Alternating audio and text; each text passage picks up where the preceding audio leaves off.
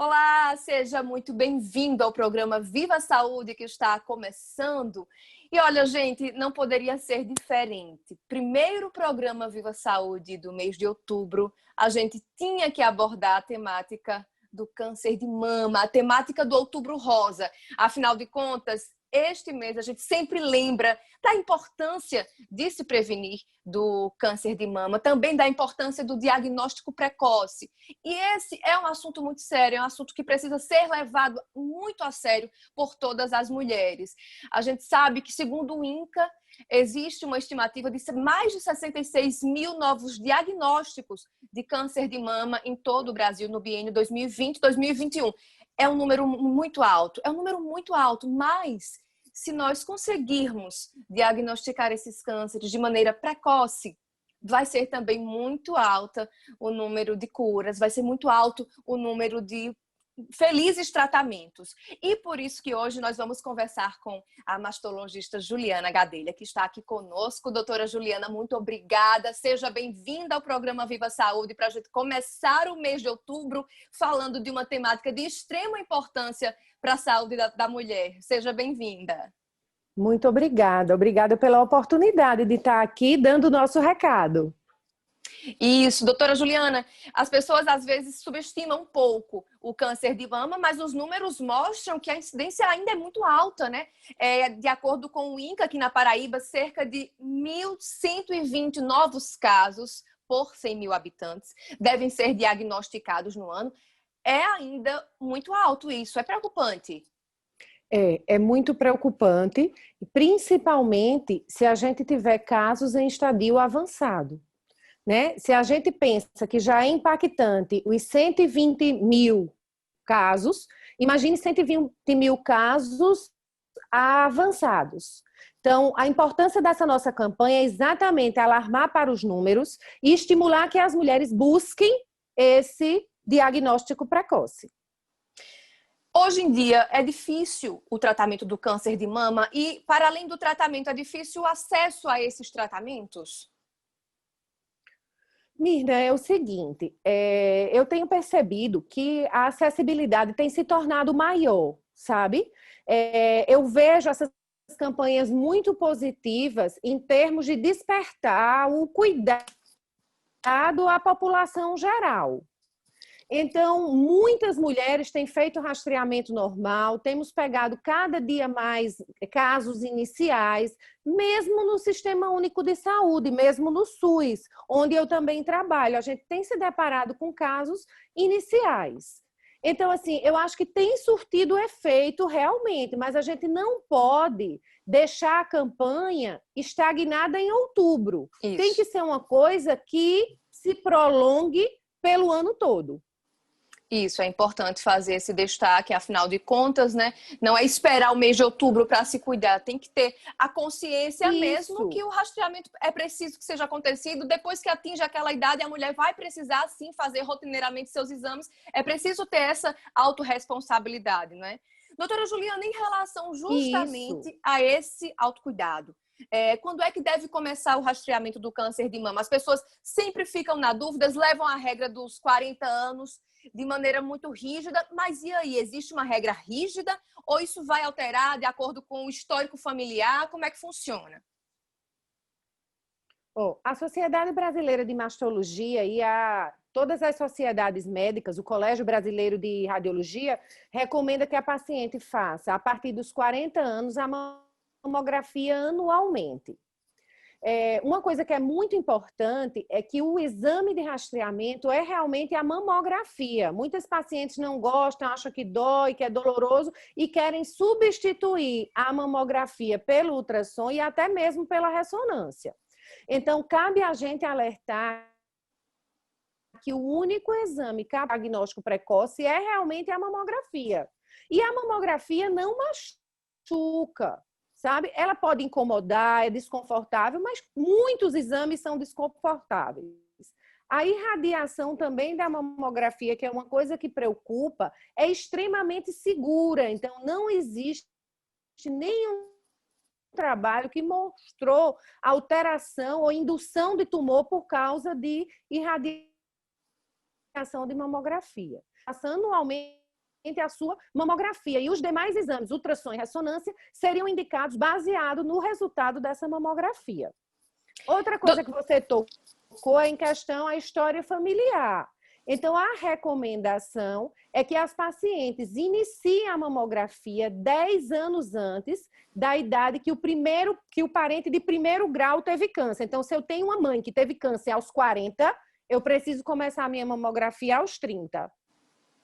Estou entendendo. E no caso dessa mamografia, de iniciar ela de maneira tão cedo, essa mamografia, ela vai ter o mesmo efeito? A gente sabe que existe uma complexidade quando se trata das mamas mais jovens, né? Que muitas vezes se indica, inclusive, a ultrassonografia. Como é que fica? A mamografia, ela vai ser também eficaz para essas pacientes de 30 anos, de 20 e poucos anos? A gente faz a primeira 10 anos antes e aí avalia se ela a acurácia dela para que continue sendo feita. O que acontece é que a mama ela apresenta tecido glandular e esse tecido glandular, a partir dos 35 anos, ele passa a ser substituído por gordura. É uma lipossubstituição fisiológica que toda mulher vai passar, algumas antes, outras depois, maior grau, menor grau, mas todas as mulheres vão passar. E é exatamente essa lipossubstituição que dá uma maior flacidez da mama aos longos do tempo, porque o tecido gorduroso é um tecido mais folgado, mais frouxo.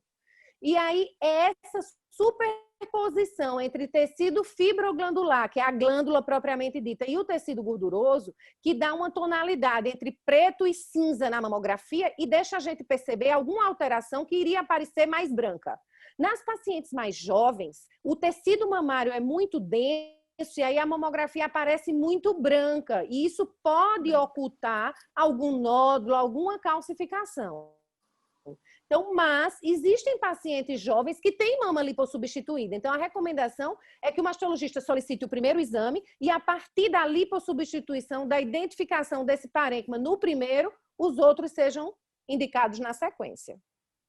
Doutora Juliana, em relação às mulheres que fazem uso da prótese mamária, esse rastreamento também vai seguir o mesmo padrão?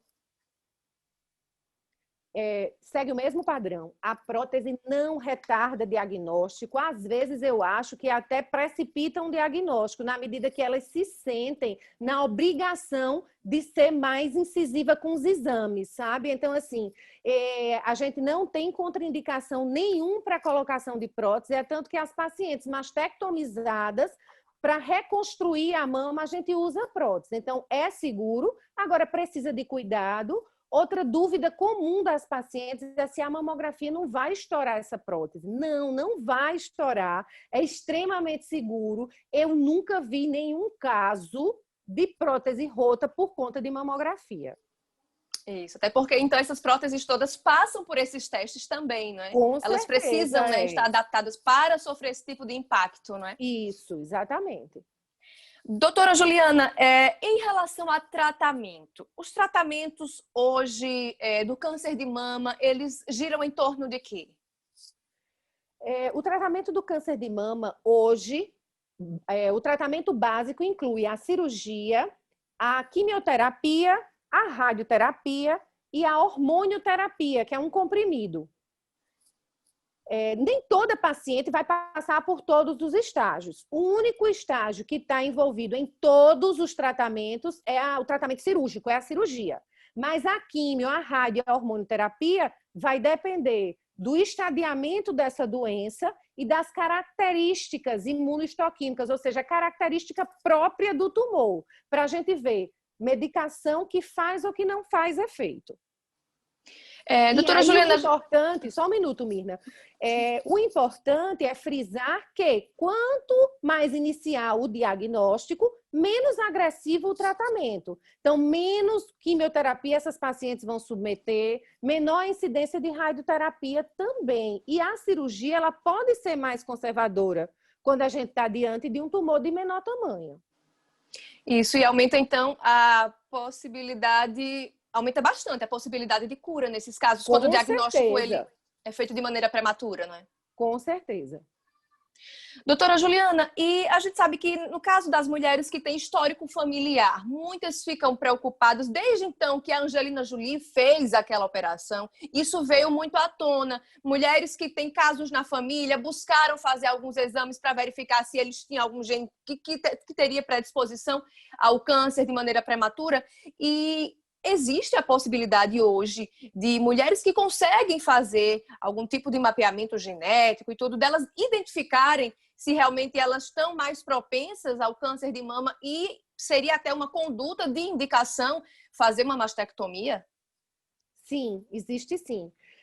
Cada dia mais a gente tem se deparado com mais casos, sabe? A população tem ficado cada dia mais informada e a gente tem recebido no consultório muitas pacientes que já vão em busca dessa mastectomia profilática, que seria a mastectomia redutora de risco. E aí, para você indicar, para a gente conseguir indicar com segurança uma mastectomia redutora de risco, é preciso esse mapeamento genético. Então, é um teste genético que avalia se a paciente tem alguma mutação que aumenta o risco de câncer de mama. Existem, a maior parte dos casos de câncer de mama, eles não são hereditários, eles são esporádicos. Então, eu posso ter uma mãe com câncer de mama e o risco não é tão alto assim, porque não está relacionado à hereditariedade. Então, pessoas que apresentam, mulheres que apresentam uma história muito forte. O que seria essa história forte? Vários parentes de primeiro grau, alguns deles com câncer bilateral, história de câncer de mama masculino. Elas precisam ser, então, orientadas a fazer essa pesquisa genética. E o mais importante é que essa pesquisa começa pelo parente que teve o diagnóstico. Então, eu preciso primeiro pesquisar em quem teve. Se ele tiver a mutação, todos os demais parentes, então, são levados a testar a presença da mutação genética. E aí, uma vez identificada a mutação genética, essa paciente, então, é orientada sobre como reduzir esse risco, que não necessariamente pode ser a cirurgia. Na verdade, aqui tem maior índice de proteção é a cirurgia, mas a gente pode fazer investir num diagnóstico precoce ou ainda fazer a hormonioterapia, que seria chamado de hormônio profilaxia. Isso, e essa informação que a senhora passa para a gente, ela é muito importante, porque muitas vezes a mulher, quando tem histórico na família, ela fica muito mais assustada, né? Então, nós sabemos que, apesar de termos histórico na família, enfim, a gente sabe que isso não vai definir, não é? Não. Isso não está definido o que você vai ter, isso não está definido o que eu vou ter, não é bem assim. Né? Não é tão simples assim.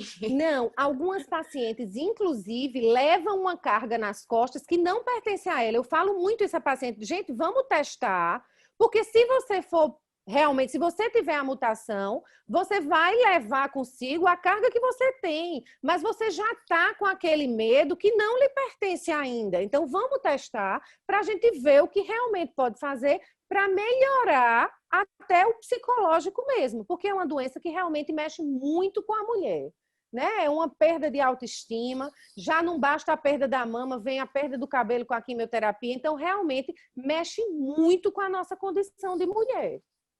Com certeza. Então, não é à toa que nós precisamos realmente seguirmos firmes, a gente precisa realmente tentar se cuidar, tentar fazer os exames de maneira correta, porque, afinal de contas, é um câncer. Ele pode ser fatal? Pode sim, mas tudo depende do trajeto, do percurso inteiro deste adoecimento. Então, realmente importante que a gente fique alerta ao nosso corpo. Doutora Juliana, muito obrigada pela sua participação, muito obrigada por você ter nos ajudado a compreender um pouco mais sobre este tema, né, num mês tão importante que é o mês de outubro, né? Obrigada pela sua contribuição. Nada, estou à disposição. O que precisarem, viu? É só contactar.